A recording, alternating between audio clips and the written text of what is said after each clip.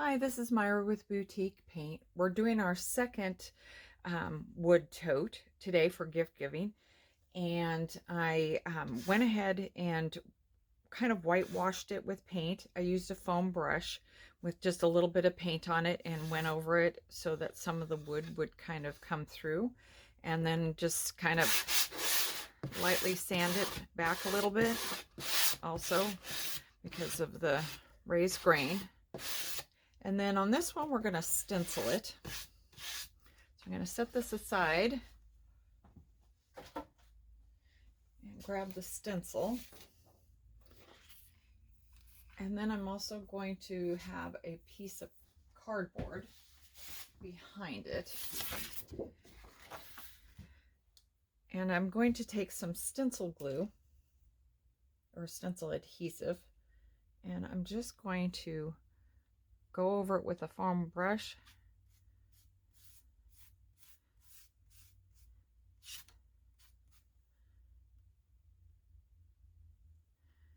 And you need to let this set up.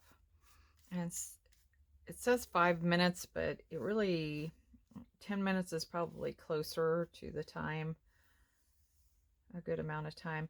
And you can kind of see if you kind of go to the side and look at it, you can see where the adhesive is and where it isn't. And that helps you as far as making sure you got it on there. And this will just wash right off afterwards. You can soak it in a little bit of warm water and it'll come off. So it's not sticking to everything after that. And you can usually do about 2 stencils with the glue, maybe more, before you have to reapply it. So I'm going to lift that off so that the stuff that kind of leaked onto the outside doesn't stick it down to the cardboard. And we're going to wait for that to dry, and then we will move forward on adding the stencil to the tote. So I dried this with the hairdryer, which actually worked really well. The way you can tell the stencil is ready, or the glue is ready to be used, is if you touch it and it's sticky, but it's also no longer liquid. If you touch it and you get liquid on your fingers, it's not ready yet. But heating it up just lightly with the hairdryer dried it really nice. So we're going to grab the tote. And we're going to go ahead and put the stencil on, line it up. Hopefully at this angle I can see what I'm doing. Hopefully that's straight. Because the stencil is bigger than what I'm doing, I'm going to use something, let's see, use a paint can to kind of hold up the rest of the stencil, just so that it doesn't flop. But that's adhering really nicely there. I would have loved to have used the hot chocolate part of this stencil here, and I might still do it this way and do like hot cocoa mugs and hot cocoa, but the hot chocolate was too big for this particular tote. So now I'm going to take some mixed paint with the paint frosting. Once again, I'm loving this stuff. If you haven't tried it, you got to try it. It's a lot of fun. It thickens up the paint, and I just mix this up. When you first mix it, it's not supposed to be thick right out of the gate. It takes a few minutes and then it activates, and this is probably 10 minutes ago. And it's nice and thick already. And then I'm going to take my IOD trowel, but I'm also going to take my frosting trowel, and I'm just going to get it, this is so I can get it out of the container. And then I'm just going to go across here. And what this is going to do is it's going to make it, the stencil, a little raised. instead of just painting it, it's going to raise it up just a smidge. Now this stencil isn't a super thick stencil, so the raised isn't going to be super tall, but it'll be good enough for what I'm wanting. It just kind of gives you a little bit of 3D. And as you can see, it doesn't take much of the paint to do this.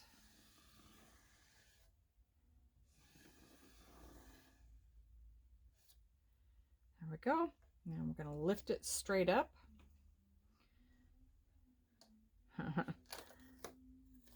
Kind of. Get that started. And I'm going to hold it with my fingers underneath so I can pull up. And you can see the adhesive worked really well, which is what you want. And there we go. So I'm going to let that dry, and then we'll continue with figuring out what we're going to put on here besides just sleigh rides. So the paint is dry, and as soon as I turned off the camera to let it dry, I put my hand right into it. And that's why I like to let it dry before I move on, because I tend to be a little bit of a klutz. So I'm going to cut this at a little bit less of a angle than that.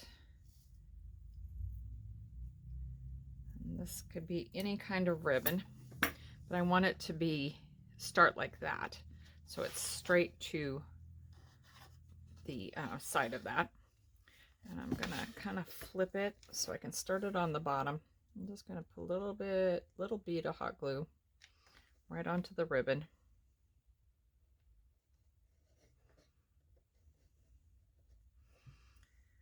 And then we're just gonna wrap it.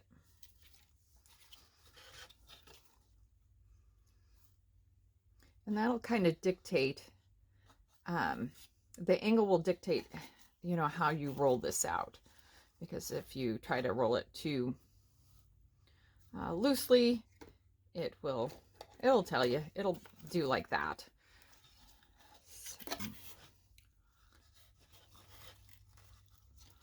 So I'm going to go ahead and cut this straight, and then I'm going to figure out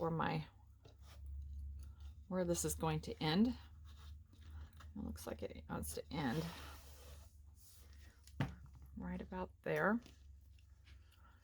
And if I wanted to, I could, you know, tighten it up a smidge so that it wrapped all the way around, so it ended at the bottom.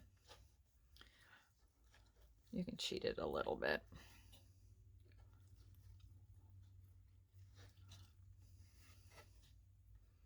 I just don't want kind of gaps in the ribbon.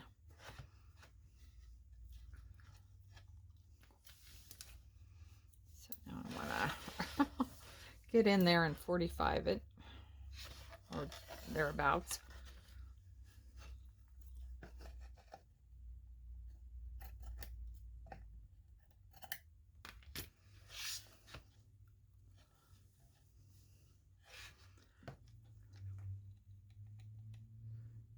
Careful with the glue, because you can burn yourself nice and good, but it's nice to use for projects like this where you need it to stick immediately. You don't want to sit there and hold it while it's setting up, when the glue's setting up. All right, so I have this branch here that I thought, well, I'm going to take that apart and use those so I just cut one of the stems and I'm going to put it here. I kind of want to tie the ribbon in with it. So once again, I'm going to cut this at a kind of a angle if I can. And then I'm just going to kind of make 3 random loops. They don't have to be pretty. They don't have to be exact. Get the ribbon to cooperate, and just kind of loopy loops. like that. And then I'm gonna kind of, and you can glue the layers as you make each loop.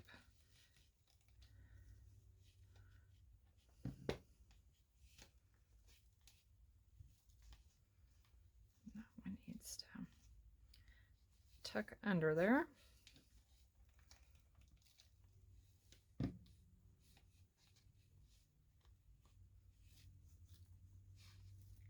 Oop. See, right on the fingers.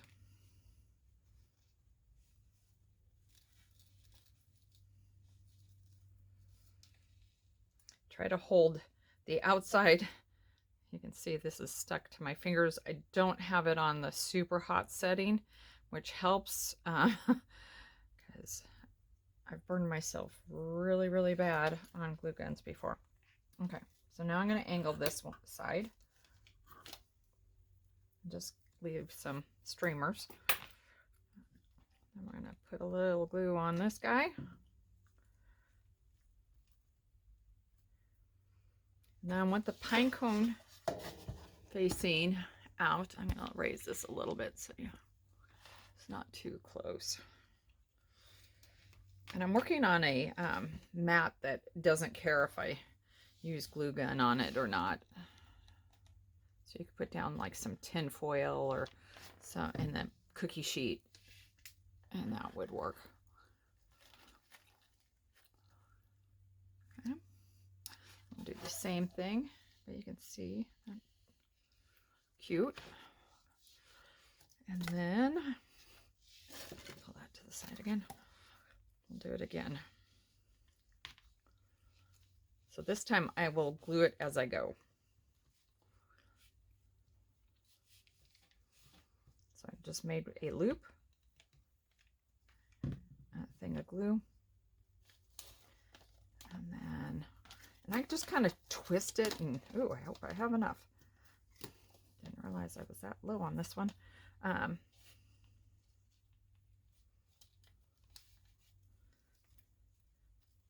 enough glue there. I went ahead and just pushed down on it and it stuck. And this one's going to be a little bit on the short side, but that's the way it is. So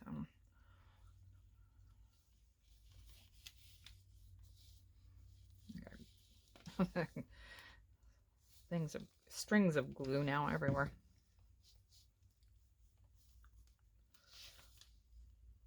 All right, then I'm going to take my branch, and I want my a pine cone to show. So I'm going to cut this branch with some wire cutters.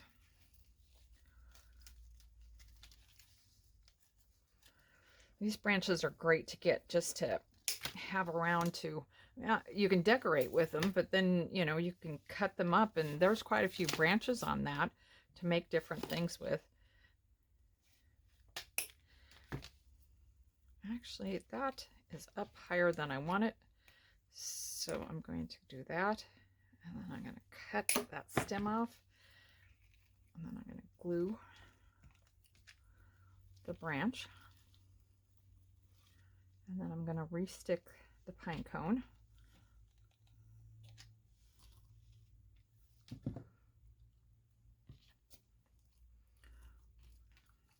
Lift the whole thing up. I kind of lost my second loop there because it was small, and I glued it to the mat.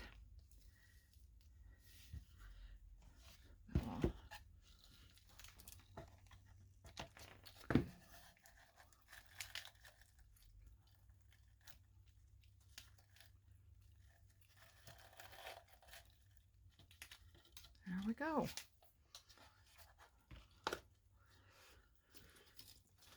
And that is it.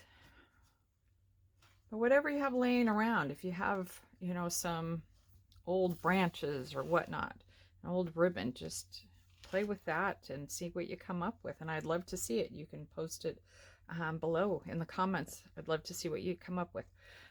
Thank you very much for joining me.